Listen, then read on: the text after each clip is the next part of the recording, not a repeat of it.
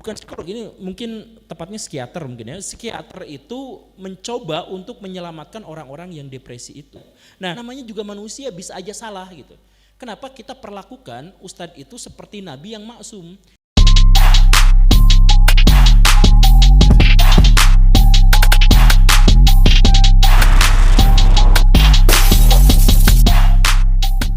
Oke, belum juga, udah apa? Silakan Kang. Mic-nya ditimpukin aja ke dia. Tes. Assalamualaikum warahmatullahi wabarakatuh. Waalaikumsalam warahmatullahi. Izinkan memperkenalkan diri, saya Reski, saya dari Arca Manik. Saya ingin bertanya mengenai fenomena yang mungkin baru terjadi saat ini, mengenai tentang depresi.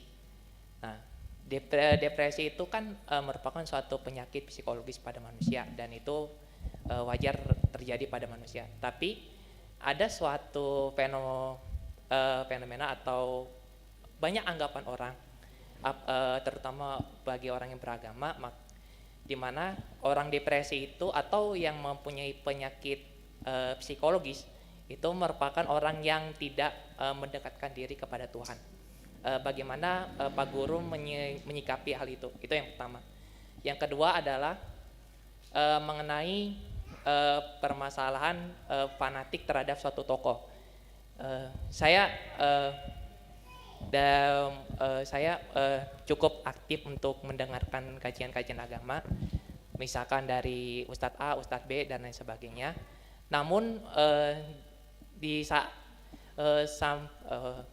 mungkin saat ini itu fanatik terhadap tokoh agama, misalkan terhadap tokoh A, tokoh B, dan lain sebagainya, itu semakin meruncing, dan juga yang menyebabkan si pengikutnya atau yang belajar dari ustadz tertentu itu saling serang satu sama lain.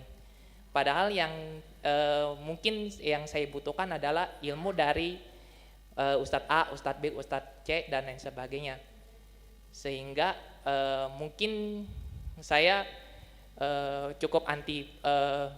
udah cukup antipati terhadap Ustadz, malah saya mengambil ilmu dari mungkin tokoh agama yang lain yang membuat saya merasa nyaman, dan juga membuat saya inilah ilmu yang baik yang dapat saya ambil, seperti itu. Mungkin itu saja. Wassalamualaikum warahmatullahi wabarakatuh. Waalaikumsalam.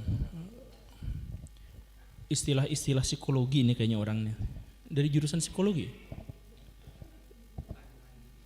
bukan?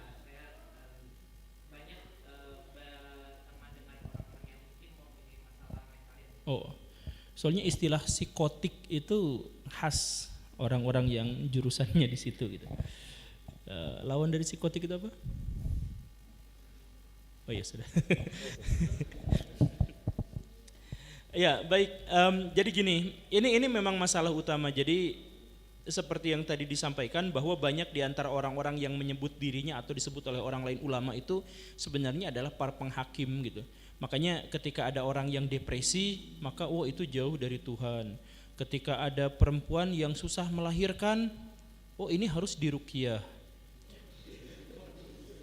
Ya, dan kita mengetahui banyak sekali, saya mohon maaf ya, banyak sekali bencong-bencong dengan istilah yang umum ya, jangan dihujat, bencong-bencong dan homoseksual di Indonesia diruqyah, dan sampai sejauh ini tidak ada satupun yang berhasil. Kenapa seperti itu? Karena kita telah menjauhkan diri kita dari agama. Jadi gini nih, agama itu perintah dan larangan. Bagaimana metode untuk bisa mewujudkan perintah dan larangan itu? Ya dengan ilmu pengetahuan. Jangan sampai dibenturkan antara ini ilmu agama, ini ilmu akhirat. Tidak, karena ilmu agama yang dimaksud itu adalah perintah dan larangan. Ilmu dunia yang dimaksud itu adalah sebenarnya cara untuk menjauhkan diri kita dari larangan dan mendekatkan kita dari perintah. Seharusnya itu seperti itu.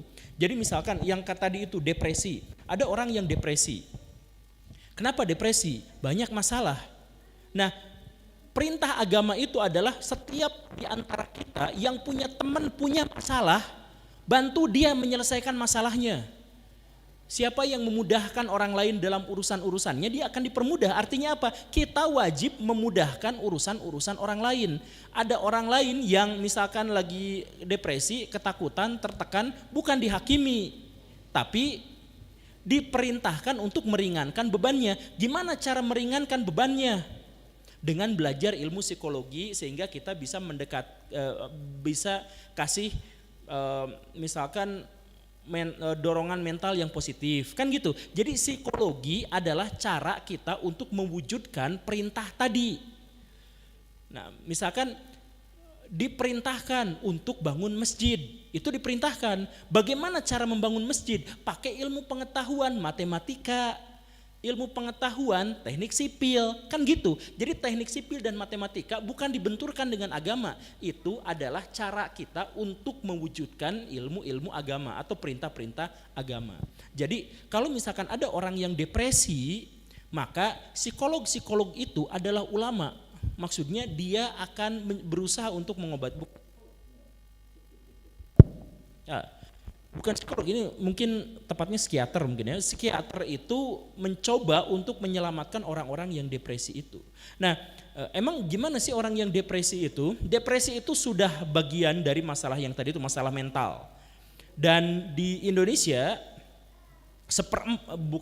di Indonesia yang dari sejauh yang disurvei kota-kota besarnya 1/4 orang di Indonesia itu gangguan mental.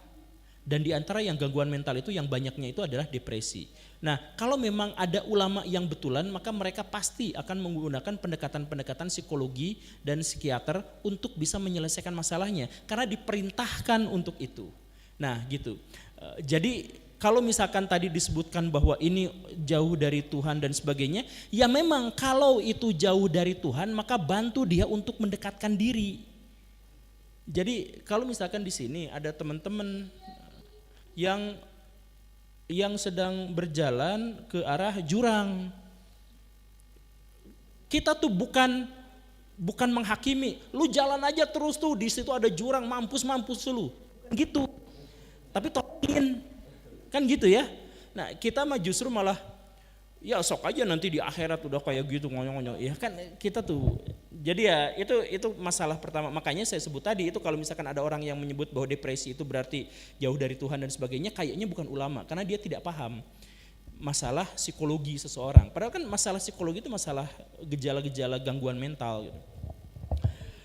Kemudian yang kedua itu nanti yang pada akhirnya saya kecewa sama imam-imam itu, ustadz-ustadz itu karena memang fanatik. Nah, ini masalah di kita itu memang seperti itu. Jadi dulu ada kejadian siapa ya? Ustadz Adi Hidayat, terkenal sekali di Indonesia kan. Kita semuanya tahu, saya yakin kita semuanya kenal dia. Dia nggak kenal kita. Nah, beliau itu pernah mengutarakan Big Bang itu seperti trompet, maka dia ilustrasikan ini adalah trompet dan sebagainya. Kemudian sama ahli astrofisika di Indonesia itu dikoreksi, gak gitu.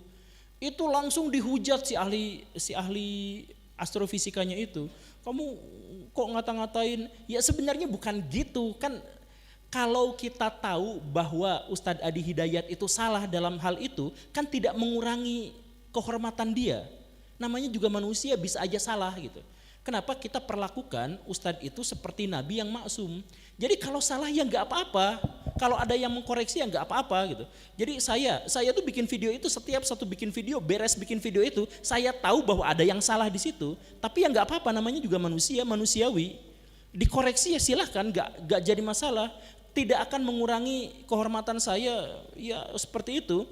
Bahkan misalkan Imam Malik, salah satu imam mazhab paling terkemuka, itu paling terkenal dengan kata-kata apa?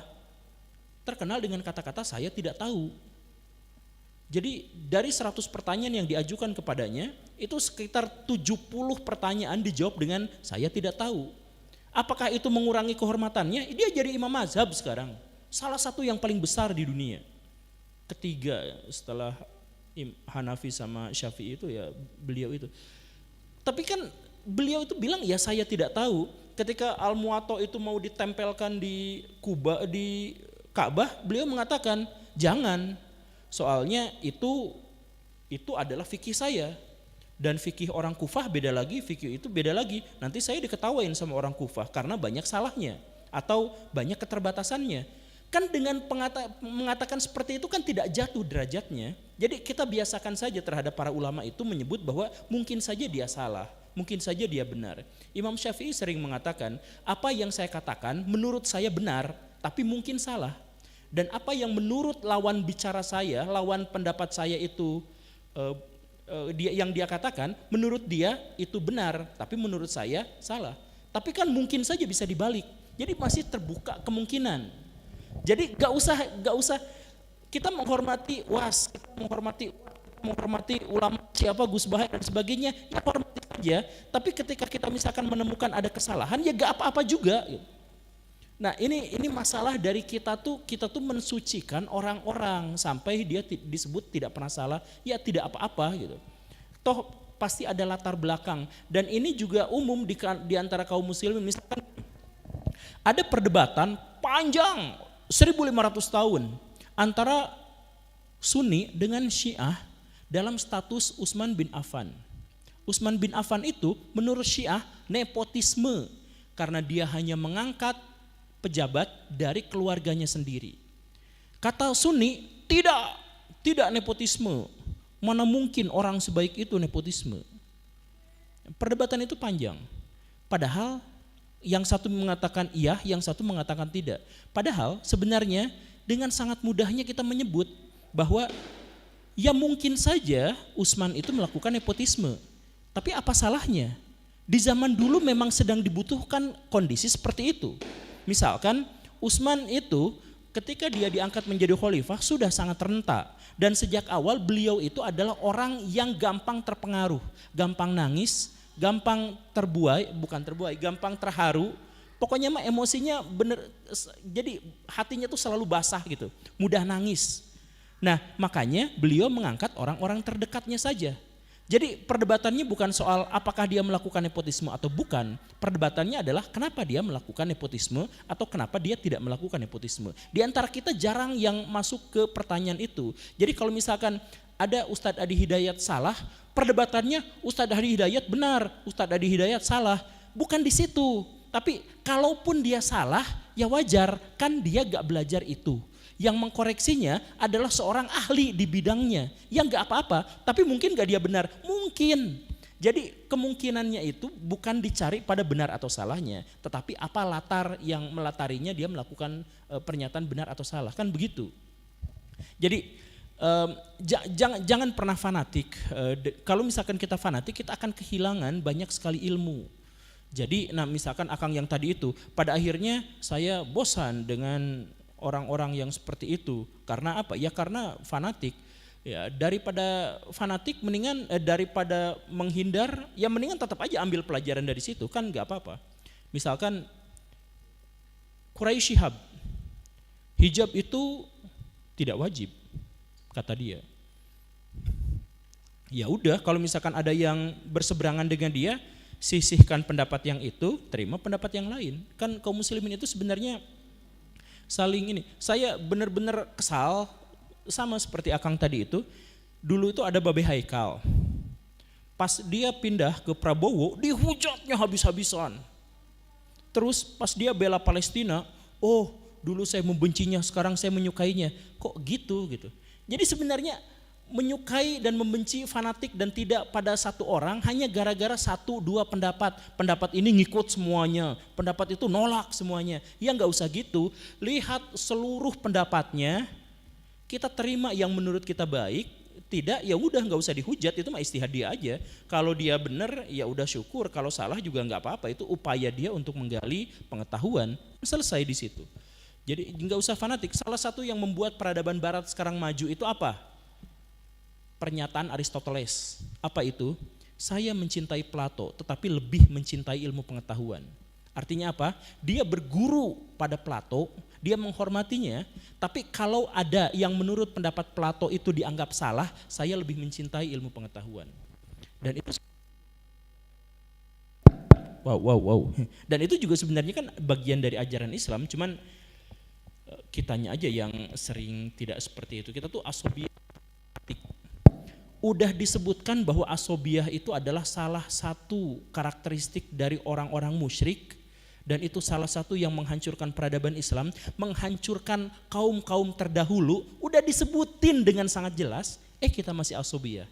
Ya itu karena kita nggak pernah belajar agama, kita belajar hadis enggak, belajar Quran enggak, kita belajar pendapat-pendapat para ulama tentang Quran dan hadis itu. Makanya balik ya, mulai dari sekarang kalau mungkin dibalik saja. Quran baca tiap hari, konfirmasi kalau misalkan ada ulama yang ngomong ini itu, hadis ya minimal punya Bukhari Muslim, tapi syukur-syukur punya 7 yang lainnya gitu kan. Nah silakan aja baca itu, kalau nggak ngerti baru dari ulama, biar gak kebalik kayak tadi itu. Nah di dalam Quran hadis jelas asobiah alias fanatik itu merusak kaum-kaum sebelum kaum muslimin. Jangan diturutin, kita nurutin fanatik, kan kacau.